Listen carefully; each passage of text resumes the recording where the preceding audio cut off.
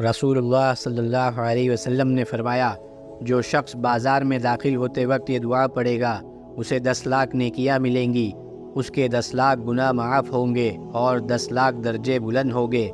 دعا یہ ہے، لا الہ الا اللہ وحدہ لا شریک لہ، لہ الملک ولہ الحمد یحیی ویمیت وہو حی لا یموت بیدہ الخیر وہو علی کل شیء قدیر۔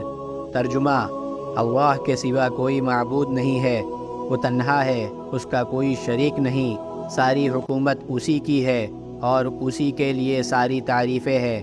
وہی مارتا ہے، وہی زندہ کرتا ہے، وہ زندہ ہے، کبھی نہیں مرے گا، تمام بھلائیاں اسی کے قبضے قدرت میں ہیں اور وہ ہر ایک چیز پر قادر ہے۔